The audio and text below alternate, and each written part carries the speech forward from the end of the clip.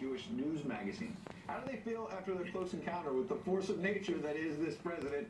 They both join us live right now. Maura, I want to start with you because boys and girls out there who want to be reporters someday, I sometimes made the mistake as a White House correspondent of doing a 3 or 4 part question to show how many different things I wanted to challenge the president on. And then presidents of either parties, they say, I'm going to pick 1 out of the 4, and then I'm going to duck all the rest. You basically just said, did you fire Flynn? Yeah. And it forced him to answer it. And he basically said, I did. Yeah, he did. And the reason I answered it is because the day before, when somebody had asked about Flynn, he talked about how Flynn was so badly treated by the media. But the day before that, Sean Spicer had told us he fired Flynn. So can't trust him anymore. Yeah, right. I want to ask you, Jake Turks, it seems like you had a relationship with the president that predated his presidency back in New York. Is that right?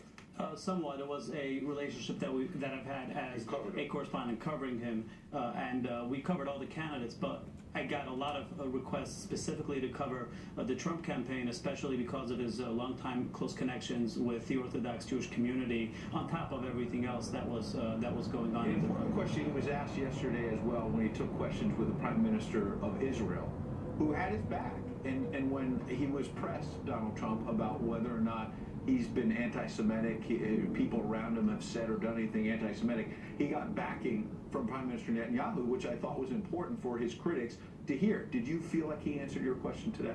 So I actually want to address what your question was rather than the answer you're trying to get me to say. Well, I'm actually not. I actually have an open mind. I really don't know what you're going to say. I'm not trying to get you to say anything. I've worked with the president, with his people, throughout the campaign, throughout the transition, and so many times I've seen some of our colleagues in the media describe certain events as, in the way it relates to the Jewish community in a certain light that no one in our community saw it that way, and there were certain acts that were described as anti-Semitic, or certain people described as anti-Semitic, and the people in our community who know these people personally said, that's not true. Why are people who aren't Jewish deciding what is? Oh my God! Oh my God! The president's relationship with the Jewish community, I've only seen it firsthand for the last 2 years, but he's done an unprecedented amount of outreach with the Orthodox Jewish community, and so we understand why this is so hurtful for him, to see himself being called an anti-Semite when he's you don't believe it. No, not just I don't believe it. I've seen him firsthand. Yeah. I mean, there's my point is, you feel it's unfair. it is very unfair what's been done to him, and I understand why he's so defensive. And I'm with him when it comes to being outraged about him being charged with this anti-Semitism. Maura, we hear some of our colleagues in the media tonight, sort of shouting from the rooftops that nothing short of our democracy is at stake.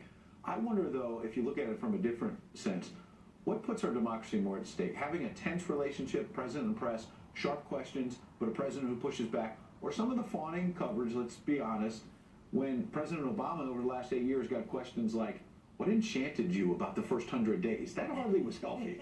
Look, I think that this whole period is a test of our democratic institutions. And guess what happened today? We saw the press, act like it should, and the president treat us like he should. He took questions for 80 minutes. He did not only call on friendly reporters, he called on a wide range of people. He got tough questions. 24 hours ago, the storyline, the narrative was he's afraid to go beyond the Daily Caller. Well, actually, And if he had continued with the strategy that he's used at the 2 and 2 press conferences forever, I think that would have been a fair charge, because that's what he was doing. This was his first full-fledged press conference as president, and he did it in the traditional way, even though he excoriated us and called us dishonest. He did answer questions, and there was a lot we learned. It was like the president was on the couch.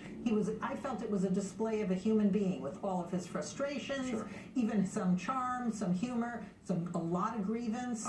I think we learned a Jake, lot. I've been in that room before, and I've been on the receiving end of withering attack. But you've always had a better seat, though. Oh, all right. Well, okay, thanks. And President Obama, for example, once charged unfairly that I was a campaign spokesman for Mitt Romney, and that is a way to try to throw you off your game. You had the president, we played it, stop talking, sit down. Did you feel, I mean, it's a nerve-wracking thing, you're on live television all around the world. How did you feel in that moment, and did you feel, were you angry that he told you to sit down? I'm going to say something that's going to surprise you, and I'm sure going to surprise a lot of your viewers, but I was actually very, very hopeful because it shows someone, a president who is so committed against this problem of anti-Semitism that it bothers him on a personal level, on a deep personal level. And it makes me very hopeful that he will work together with the community. So, bottom line for you is he pushed back hard and he said what he needed to say. Jake Turks, Mara Lyceum, appreciate your insights.